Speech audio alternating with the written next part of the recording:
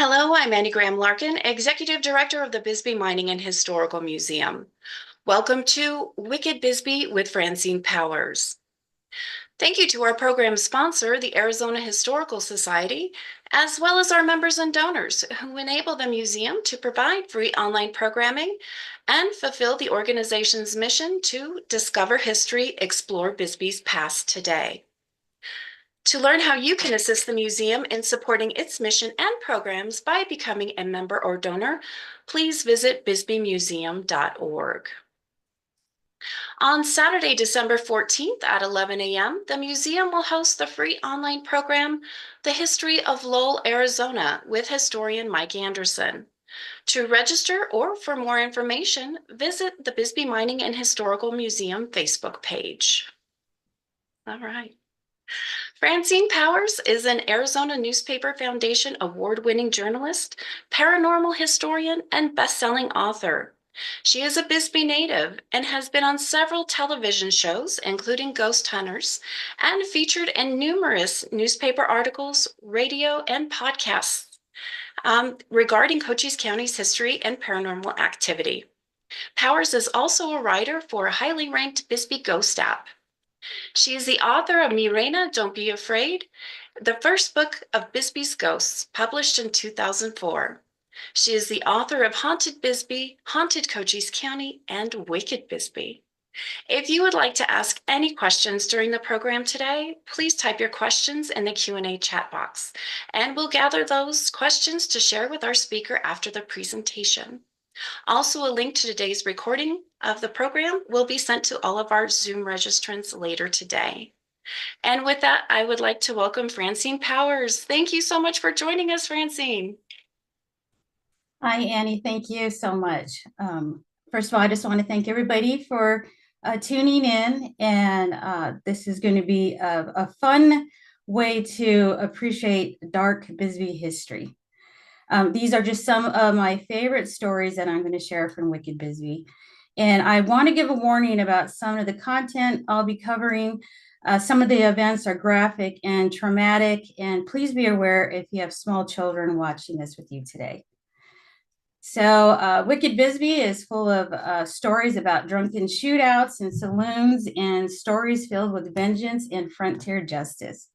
We're going to go over the Copper Queen Library and the Hanging Tree, Joseph Muheim's boxing bear, Mr. Bruin, decapitated human head found in Bisbee's Pioneer Cemetery, wagon mules and a story about old stubborn Maud, the Johnson Edition Massacre, and Dead Man Phones Police, and the Bisbee Massacre, where it's going to be a condensed version. But I also will be going over the Bisbee Massacre experience, which is going to be a 3-day event in December. So I guess we can get this started. I'm going to give a little bit of Bisbee history. It was discovered in 1877 by John A. Rucker with 15 men of Company C, 6th Cavalry from Fort Bowie, along with Jack Dunn and their packer T.D. Byrne, who claimed the first mine there and called it the Rucker. They were on an expedition to find out if there was an Apache encampment there. After a search for fresh water, Dunn found at or near Castle Rock an indication of the presence of lead, copper, silver, and gold. A few weeks later, a prospector with a long life of trauma and drama named George Warren was grub-staked by Dunn to find more rich spots. Warren was supposed to name Dunn in all notices he might find. Warren found more claims, but never listed Dunn on any he located. 56 days after the Rucker mine was discovered, Warren claimed the Mercy mine. Soon, this area, now known as Bisbee, was hailed as the queen of copper camps. The underground mining operation stopped in 1974, while surface mining ended in 1975. Bisbee was founded in 1880 and incorporated in 1902. In 1929, the county seat of Cochise County was changed from Tombstone to Bisbee. The name of the town was given in honor of Judge DeWitt Bisbee. The mines and surrounding properties were solely owned in later days by the Phelps Dodge Company, but are now owned by Freeport-McMoRan Copper and Gold. There are 2,300 miles of mine tunnels under Bisbee, Lowell, and Warren.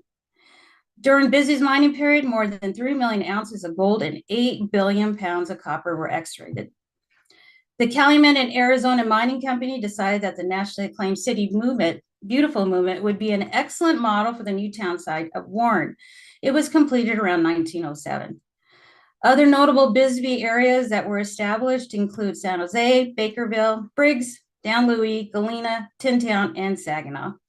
The original segment of Bisbee and its residential area became a historical district in 1980.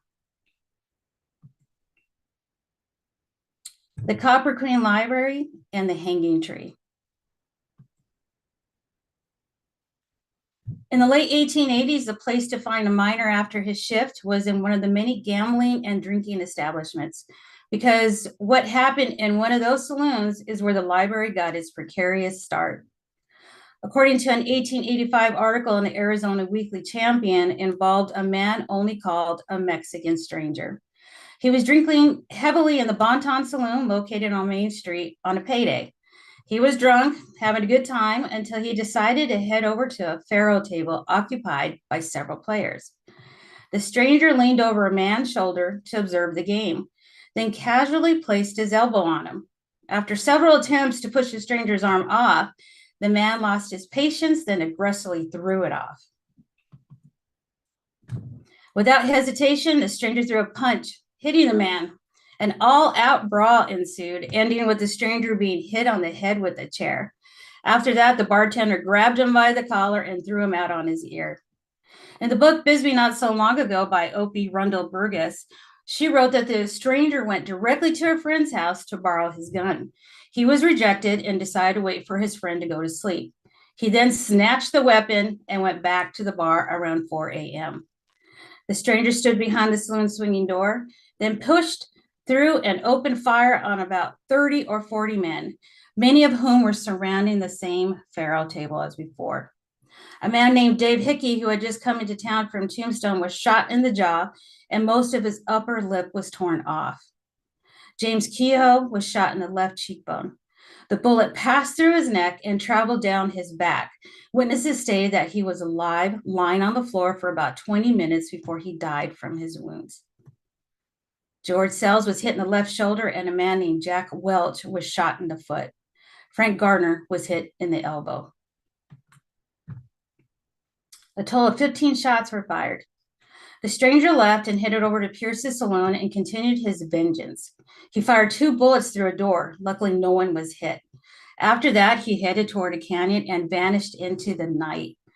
A posse was immediately organized, and the gamblers targeted the Mexican stranger as the suspect. Because a rainstorm had just passed through town, the dirt turned into thick mud, making it possible, with the help of lanterns from the posse, to track the shooter. His footprints led to a certain shack. As soon as they approached the home, they burst through the flimsy door and found the man they were looking for. He was on the floor, wrapped in a serape, asleep. Under the blanket, they found a rifle.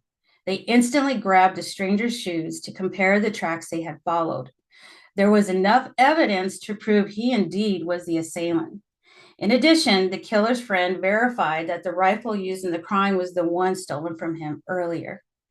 The stranger was placed in jail overnight. With unwavering proof of his guilt and the power of the hand of the unwritten law of frontier justice, the following morning he was led to his death. He was pulled with a rope around his neck to an oak tree at Castle Rock. One of the hanging tree's branches extended far out and over the road. The Mexican stranger was hanged until dead from that limb. He was left there as an example of the town's intolerance of his acts of violence and a warning of what would happen to anyone who mirrored his actions. Ben Williams, superintendent of the Copper Queen mine, had gone to Tombstone the day of the shooting to pick up the company's directors from New York. These executives were said to be very excited to see the place that was producing the rich copper with such high dividends. They traveled by train to the Fairbank Depot, then headed to Bisbee by stagecoach, and arrived at night. The directors were impressed with the ride down the steep and rocky divide road, but when they reached Castle Rock, they saw the body of the dead man swinging from the tree. The next morning, without delay, the directors left Bisbee. appalled by what they had just seen, and after a discussion on the train, they decided a more refined culture must be offered at the mining camp.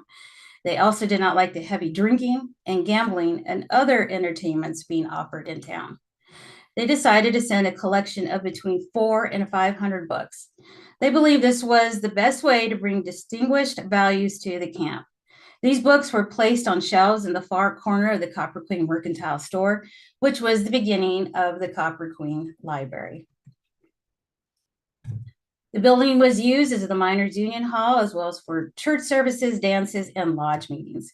Reverend J.G. Pritchard became the first paid librarian in Bisbee in 1887 and was also the postmaster. That two-story library burned down in a devastating fire in 1888. By 1892, a brick building had replaced it. The building was torn down in 1906, and by March 1907, a three-story building had been constructed. It was the fourth building to house the library. The U.S. Post Office held 3,200 mailboxes by 1908. The library was renovated with an elevator in 1997 to be handicapped accessible and was named 2019's Best Small Library in America by the Library Journal. On May 21st of this year, the library was awarded with the 2024 National Medal for Museum and Library Service. The National Medal is the nation's highest honor given to museums and libraries that demonstrate excellence in service to their communities. And of course, the Copper Queen Library is my very favorite place. It's the place the first library I was able to check out books, and those in command of the library are doing an amazing job, and I'm just so proud of them. So we're going to move on to Mr. Bruin, the Galter Bear. He was owned by Joseph Muheim's boxing bear. And it's one of the best stories Bisbee history has to tell. I used to share this story on my historical walking tour when I had a tour business from 2013 to 2016. And I also used to do it on my haunted golf cart tours. And it was one of the more popular pieces of history that I got to share. And over the years, I also have made these little Muheim bears, and the little black bear with the boxing gloves, and he loved to drink beer. So let's start that. Bisbee pioneer Joseph M. Muheim Sr. had a strong spirit that fed his ambitious ideas and an intelligence that gave him a genius business mind that secured him as a Bisbee heavyweight. He was charismatic and popular with the miners. He was gifted a black bear cub from the Huachuca Mountains while working with his uncles, the Dubacher brothers, at their saloon called their brewery. Joe, or Lucky, his nicknames, accepted the cub into saloon life as a pet, and according to a story titled Galter Bear Loved Beer and Miners, written by Bill Epler, in the book Bisbee Vignettes, he named him Mr. Bruin. This is during the era in Bisbee when the copper mining was woolly, rugged, and tough, and not only worked hard underground, but also had the same vigor when he wasn't. And this is Joseph Muheim Sr. and the notorious Galter Bear in front of his brewery saloon. The bear was more than happy to oblige the miners and cowboys who came into the brewery with some hearty entertainment. He grew to stand the height of about 6 feet while standing on his hind legs and weighed about 300 pounds. Mr. Bruin drank beer and engaged in some tantalizing pushing and slapping to see who could belt the other further across the saloon's bar. The miners and cowboys would give the bear that golden frothy brew every day, and because of the animal's taste for it, met with a demise that added a tragedy to this story. The bear took part in friendly boxing matches. He and the men took turns pushing one another. The contest was to see who could push, or rather slap, the farthest, man or bear. A miner would be known to hit the bear so hard that it would make him slide over a little and set him off balance. The animal in return would pound his opponent with the pads of his paws, slamming his opponent past the full length of the bar and knocking him to the ground. Naturally, the miner would get back up and go toe-to-toe with Mr. Bruin once more. As the bear grew larger, Joe became worried about the safety of his patrons. One day, this worry almost became a reality. One afternoon, a little girl came into the saloon with her father. She had a bag of candy in her hands. This caught the attention of Mr. Bruin, who was relaxing on the floor. The bear went directly to the child to sniff the bag. She immediately put the candy behind her back, and the animal put the 5-year-old in a literal bear hug, trying to reach for the sweets. Joe jumped over from behind the bar and hit the bag of candy out of the girl's hand and scattered the candy all across the floor. The bear let the little girl go and immediately directed his attention to the sprawled out pieces of candy. A scary situation indeed. Well, each night at closing time, the bear was chained to a large cottonwood tree near the saloon. An iron ring was put around the tree's trunk and a chain was put around the animal's neck.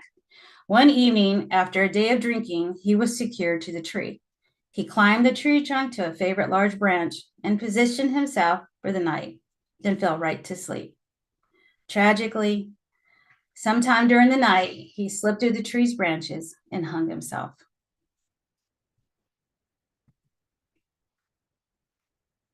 We're going to head over to the Bisbee Pioneer Cemetery, where a decapitated human head was found.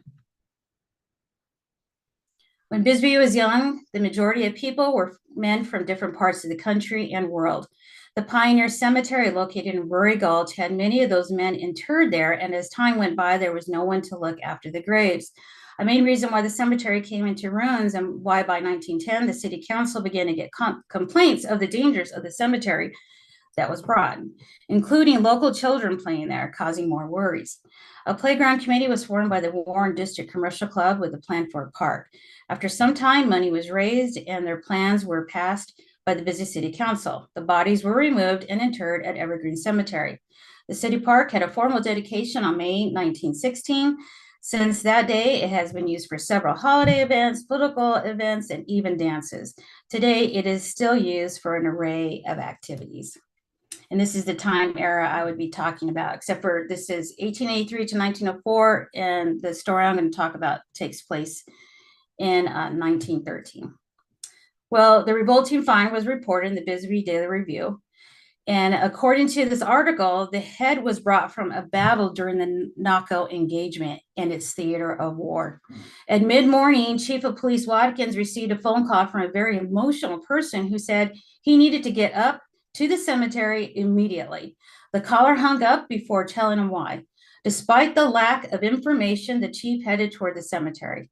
As he stepped closer to the area, he began to hear several loud voices chanting in excitement. As he entered the cemetery, he saw a large crowd standing in a tight circle, looking at the ground. Many of them were children. His heart began to pump hard as he made his way into the mass of people, trying to see what the commotion was about. As soon as he caught sight of what everyone was looking at, his mouth flew open. A human head was lying on the dirt in a shocking state. The head was of a man, barely recognizable as a human and devastating to look at. A police investigation was conducted, and it was found that the head was thought to be a souvenir and brought up from Naco. A pair of men had apparently bought it to a saloon down on Bury Gulch, and it wanted it to be displayed. Fortunately, the owner of the saloon thought that was a very bad idea and didn't want it in his bar. The owner had the head taken to the cemetery to be buried in a shallow grave. Unfortunately, it was too shallow, and a neighborhood dog found it. The dog dug it out, and that's when the crowd gathered. Watkins had it buried in a much deeper hole and went as far as making sure the gravesite was covered with a large pile of rocks so that it wouldn't be disturbed again.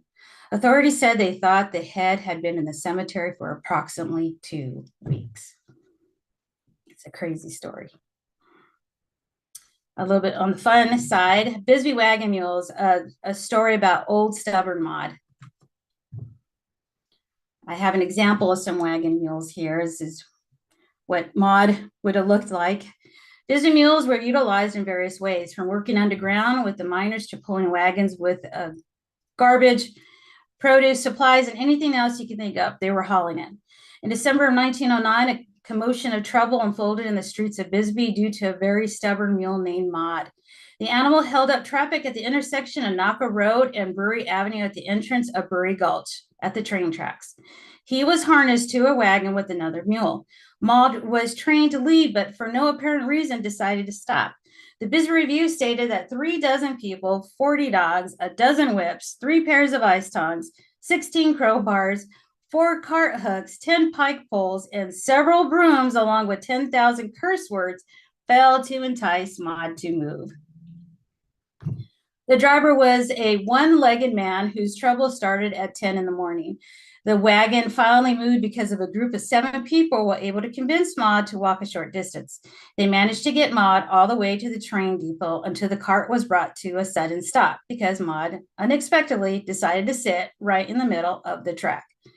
People tried everything until Maud got up and moved about 20 yards through a large mob of howling spectators.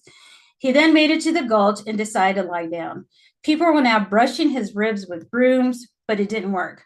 They finally nudged him ahead and were now near enough to Joseph Muheim's Eloise Cafe for the mule to smell the aroma of food.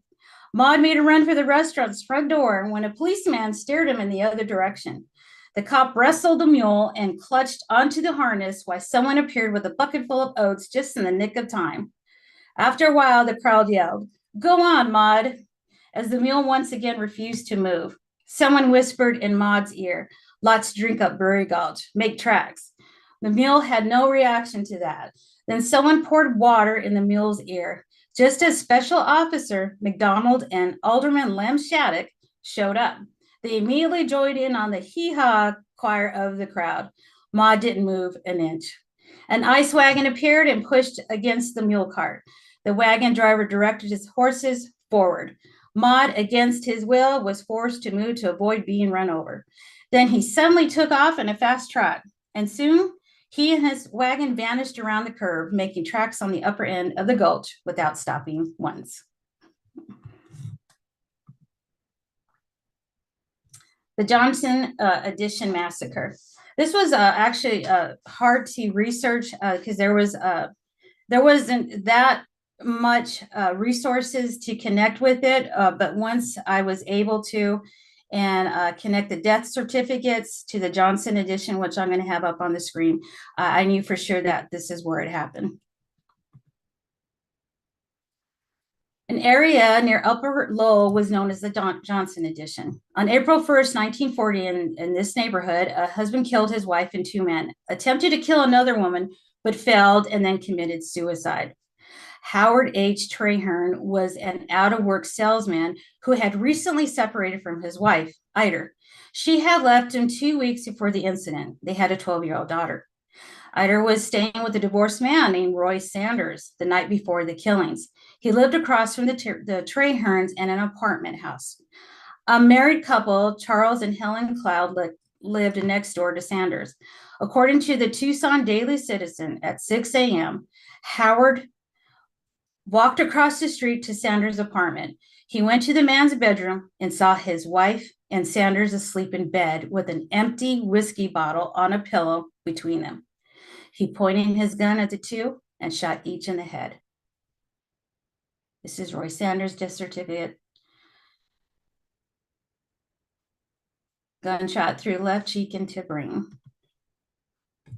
The Clouds heard the gunfire and Charles investigated while Helen remained in their apartment. As Howard was leaving Sanders' apartment, he ran into Charles. The coroner stated that there was a struggle between the 2 men. Evidently, Charles attempted to take the revolver from Howard, but was instead shot twice in the chest. Helen heard the gunshots and ran to the apartment. Howard aimed the gun at her, but the weapon didn't discharge.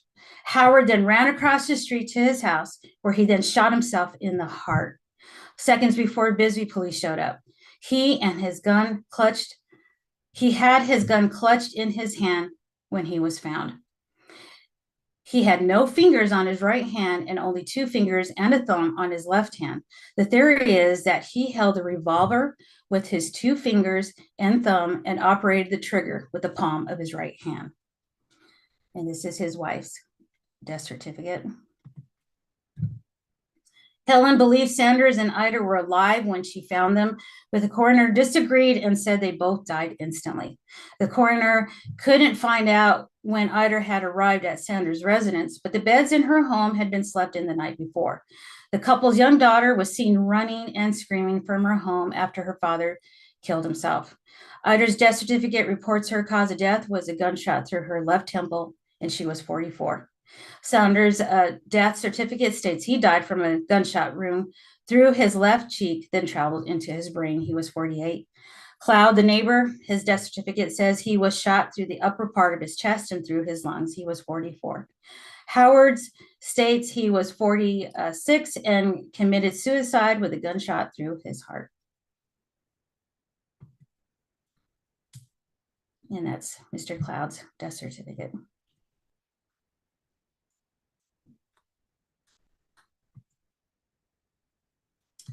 Dead man calls police.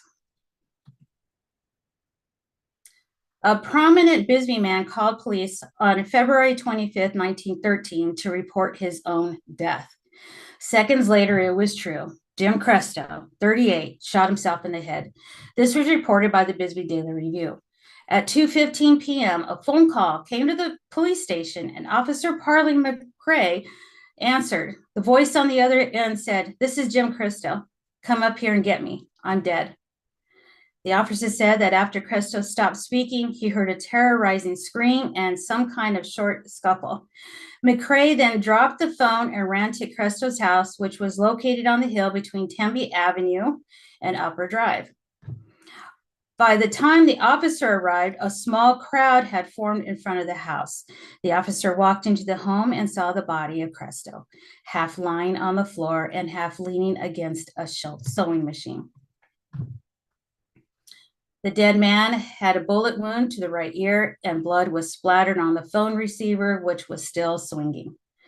The police man stated in the article that he had known Cresto for many years.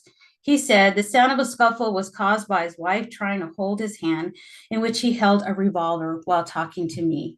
To be exact, the weapon Cresto used was a 41 caliber gun mounted on a 45 caliber frame.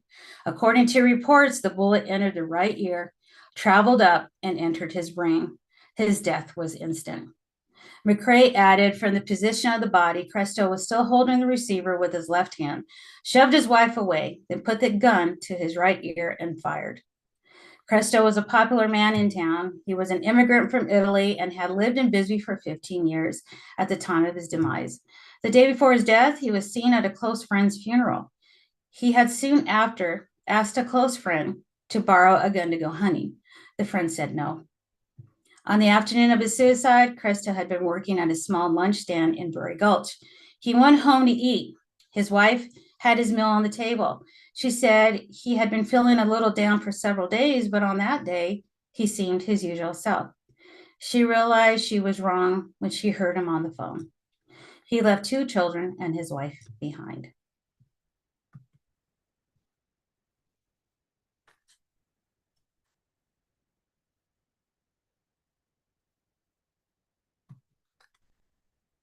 I'm going to share, like I said before, a condensed version of the Bisbee Massacre and go over the Bisbee Massacre experience. Well, let me talk about the actual Bisbee Massacre. On December 8th, 1883, at 7 o'clock in the evening, Bisbee's Main Street was the site of a robbery gone terribly wrong, which left 4 people dead, along with an unborn child. This catastrophe is what we now know as the Bisbee Massacre. The 5 outlaws were Big Dan Dowd, Red Sample, York Kelly, Bill Delaney, and Tex Howard. With scarves covering their faces, they dismounted from the horses at Preston's Lumberyard, then made their way up to Main Street to the Goldwater Castaneda General Store. This is where the only safe was in town and where the Copper Queen Mining Company's several thousands of dollars of payroll money were kept.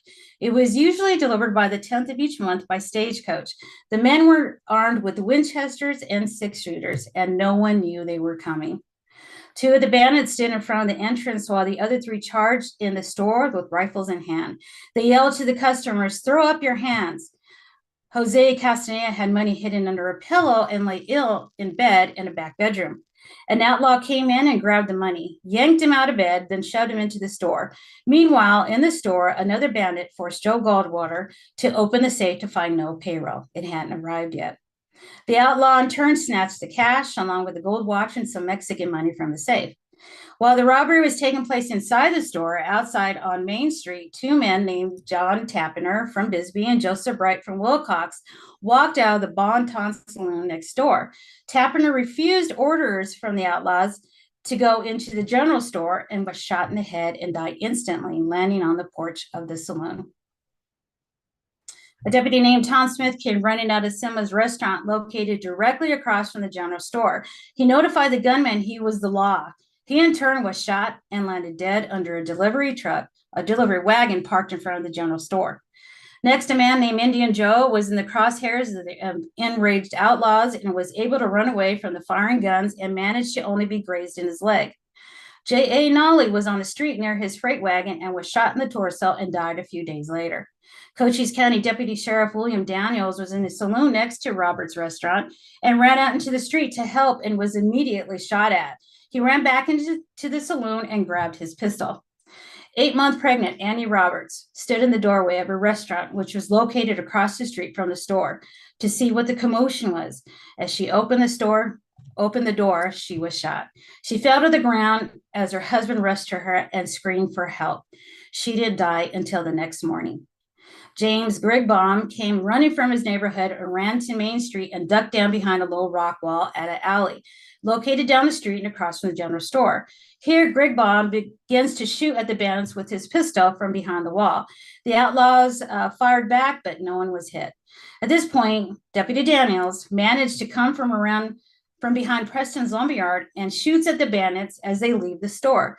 The Bisbee Five shot back, as they ran to the horses. Not a person was hit. As the bandits mounted their horses and run away, Daniels continued to shoot at them. Grigbaum and another Bisbee man also shot at the bandits as they got away without hitting any of them. The Bisbee Daily Review reported that approximately 160 gunshots were fired and the entire event lasted only a few minutes. James Grigbaum managed to ride his horse to Tombstone in just 2 hours for help. On his way, he passed the stagecoach with the payroll on it. So this is our flyer representing our 3-day event that's going to cover the Bisbee Massacre. And it's going to be in Bisbee on December 7th, Tombstone December 8th, and actually we have another event on December 6th, which will be in the Bisbee Mining Museum. And before I get to the schedule and all of that, we will also have a Bisbee Massacre Experience app available. And the app will have the entire history of the historical events of the Bisbee Massacre. And that not only includes what I just read, but all the 5 bandits and how they were caught, their trials, and their hanging. And we also cover John Heath and give his history as well. So this is going to be fantastic. And this is also going to go over the schedule of the 3-day event. So you can follow it that way too. Our schedule starts at the Bisbee Mining and Historical Museum Friday on December 6th, 5:30 to 7. It will be an introduction to the weekend. It will be an evening of history and a meet and greet with Bisbee historical notables. And we will have Bisbee Pride Cash Bar and cocktail snacks. And I do also want to mention we are in partnership with the Bisbee Pride organization, and we are a new production company. We are Cochise Historic Productions. So Bisbee on Saturday, it's going to be, we're going to have vendors from 9 to 4 p.m. It will be held on Erie Street in Lowell. We will have reenactments of the Bisbee Massacre. We're going to have 3 shows. And we have some great professional actors from Tombstone. They're fantastic. If you've seen some of our promos, please look. We did a lot at the Tombstone courthouse. And so it's just going to be a really great time. But we're also in Bisbee. We're going to have at the Shady Dell, starting at 6:30, a historical era dinner and presentation with Marshall Shore, the hip historian. And Tombstone on the 8th, we're going to have reenactments of the Bisbee Massacre to be held at the Good Enough Silver Mine and there's the location. And we're going to have 3 shows there. And then right after, we're going to move on over to the Saloon Theater. And we're going to enjoy, everyone's going to get to enjoy a gunfight show. And then we're going to have historical lectures on some Tombstone notables. And we will also be having that in Bisbee as well during our event. And there's some of the actual prices for the Saloon Theater.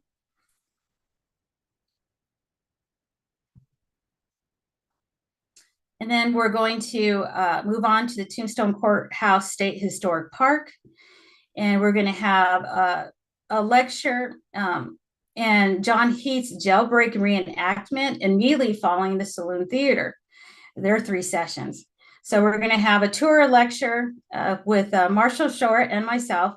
And then we're going to have the actual reenactment of them busting out John Heath of the jail. And we're going to go on over to a continuing lecture that will follow the jailbreak. And we're going to be across the street from John Heath's hanging site at the American Legion parking lot. And that's located at Tough Nut Street and 3rd Street. And we are selling our tickets. They're through Ticket Spice. And there's a great flyer. You can scan those. We have merchandise. And you can actually do it off of this screen. I'll leave it here for a minute or 2 or a second.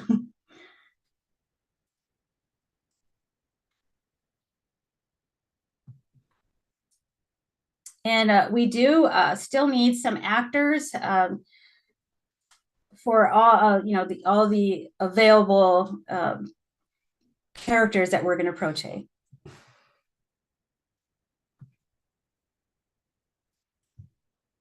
And that's it. Oh, thank you so much, Francine. That was a fantastic presentation. Let me I'm so sorry. I forgot to, I wanted to introduce our productions team for the Cochise Historic Productions. And that's Ramon Garcia, Dina Harrington, Chris Whitney, Marshall Shore, Jamie Harrington, and myself. And that we've all been working on this project for between 1.5 and 2 years. And we're very excited to present something that's so important to our area, to Cochise County. We're so excited to have Bisbee and Tombstone work together. And I just look forward to seeing everybody there. Oh, definitely. It sounds like it's going to be an incredible experience for all of your audience. Most definitely. And so, Francine, how do you think that Bisbee's wicked history shaped the community? Wow, that's a great question. Well, when I was asked to do this book, I had to think about it, and I started to dig. And Bisbee, I think, is one of, and not maybe most, it came up really wild. And like Tombstone, we had so many people come in from different parts of the region, the country, the world, and everybody knew they were going to come and make some money. And so with that, they went, Bisbee, I think, went through the stages of lawlessness and a lot of money. And then as it went, I think it was created as a mining community, a family community, more conservative. And then, and it's still, going through stages. When the mines closed down, that's when artists and our wonderful hippies came in. And then through some more years, we had the gay community come in. So it's just amazing how Bisbee has started and how it keeps going. And so I think these stories are really important to its history and to learn, because not everything is what it seems. And regarding the history that you told within Wicked Bisbee, by the way, which is a fantastic book, and we'll be sending a link out to all of our Zoom registrants on how you can acquire that book along with this program recording. How did you, let me see here. How were you able to really sift through all of the different stories about Bisbee? Because as you mentioned, it was a quote wild and woolly mining camp. What was your selection process for the book?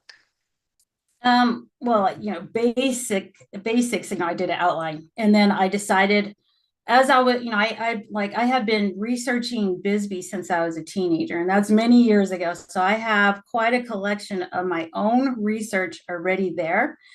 And then, I did a lot of reading. But I put it in categories. Then I started noticing a trend of a lot of shooting, and actually there was something else that happened in Lowell. And if you read the book, you'll see, but it's even more tragic. But so I went through adultery because that seemed to be a lot in the newspapers, and then the hard history facts like the Bisbee Massacre, the deportation 1917, I know those kinds of things.